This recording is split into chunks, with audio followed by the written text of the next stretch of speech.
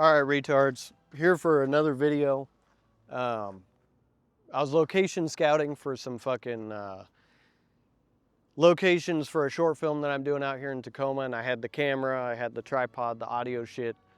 So I figured why not shoot a little video while I'm out here. So there's three things that I want to talk about. I'll try to keep it as brief as possible, but it's all stuff relating to this Idaho shooting, the Idaho In-N-Out shooting. And I've said before, I don't want this channel to be a current affairs type of thing, but the topics I'm going to talk about, they apply to everything when it comes to CCW or concealed carrying. So the first topic I want to talk about is training.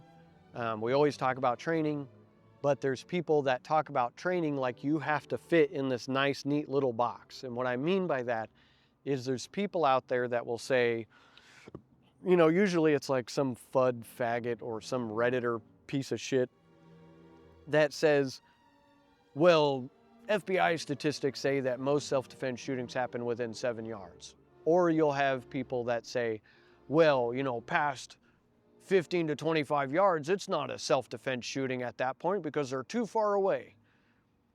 This Idaho shooting is a perfect example of why all of that is bullshit. Same with the Elijah Dickens shooting. That was a 40-yard shot. And so the reason why I bring this up is because the situation you may find yourself in, using the Idaho shooting as an example, that doesn't fit that nice, neat little box of a self-defense shooting, of defending yourself.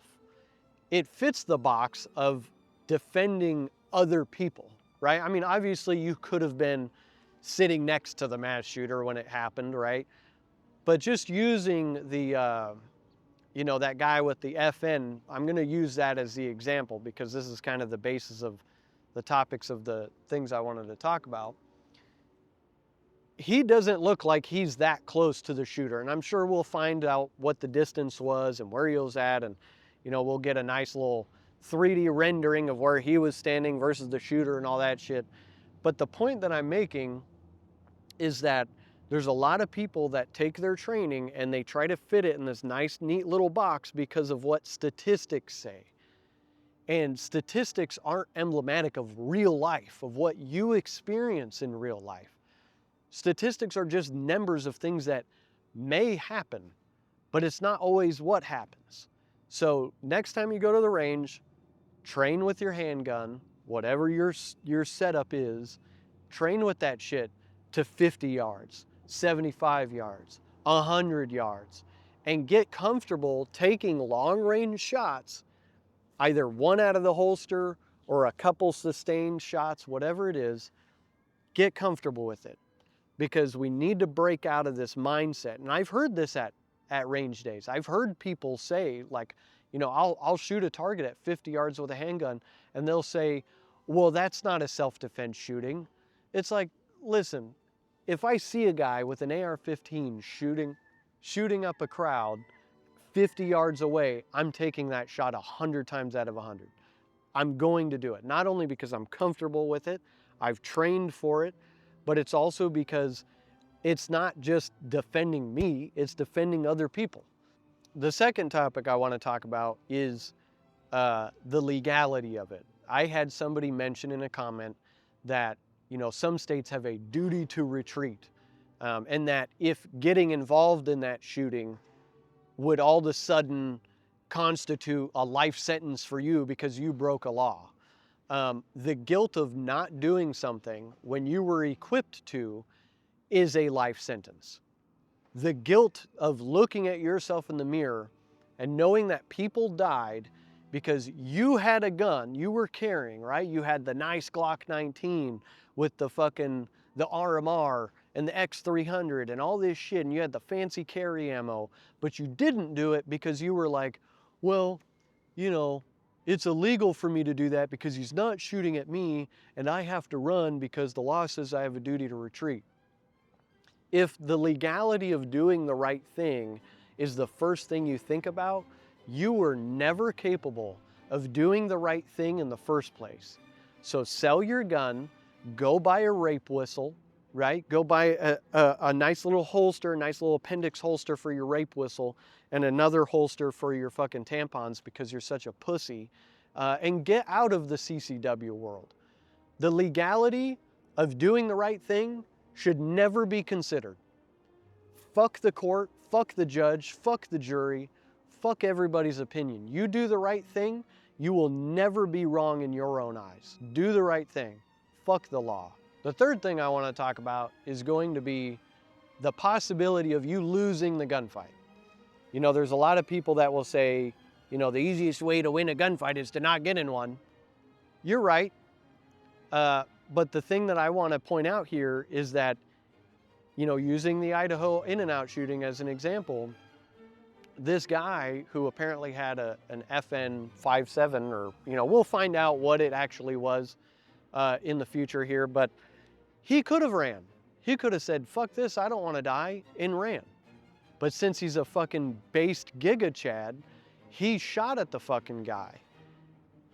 And that's that kind of mindset that you need to get out of, well, I might lose. Yeah, you might. You might lose. And who gives a shit? Because if you die, suddenly it's not your problem anymore. Because you're dead. And there's people out there who I've met, people I see on Instagram, you know, these gun collectors, these people who have giant gun safes full of guns and shit, and they talk about, oh, I love this gun, it shoots super flat and all this shit. And you look at that and you're like, you have 0 kill in your body. And I know you might look at me and, you know, the long hair, the beanie, the shorts, and, you know, the Subarus, right? I own 2 Subarus. This is actually the one that I got into my first shooting in. I still have her. But the point that I'm making is that these people, you can tell, they have 0 kill in their body, because you know that the first thing that they're going to think about is, what about my safety? What about me? What, you know, why would I shoot at this mass shooter because I might die? Well, who cares if you fucking die? You could die from choking on some broccoli. You could die from an aneurysm. You could die getting T-boned on your way to work. You losing the gunfight should not be anywhere in your consciousness, because you might lose. And so the sooner you get over the possibility of you dying, the easier it becomes to have that aggression that's needed to approach the threat, to advance, right? Violence of action doesn't come from somebody who's scared of dying. Violence of action comes from somebody who's ready to fuck up that threat and kill their ass, even if it means taking themselves out. You see threat, you attack threat. That's as simple, like animal brain needs to turn on. Threat spotted, I'm gonna fight them. That's it. And so that's really the important thing that I kind of want to nail down here, that get over the idea that you might lose. We're all gonna die at some point. And once you die, it suddenly isn't your fucking problem anymore, right? And I would rather die defending other people than to sit there and go, well, there's a mass shooter, I don't want to get hurt, I'm out of here. Like, that's gay and retarded. See threat, kill threat, that's it. Fuck the law, fuck the, you know, the possibility of me dying. I trained for this, I'm gonna do it. Fuck it. I didn't spend all this money on this gun to sit in my fucking gun safe, right? I bought this shit so that way I could defend myself and others from the pieces of shit out there that want to commit evil. It's that fucking simple. So get out there, train past 50 yards, train with your shit, understand that we all will meet our end at some fucking point. You might as well do something good while you're here. That's pretty much about it. I'll see you guys next time.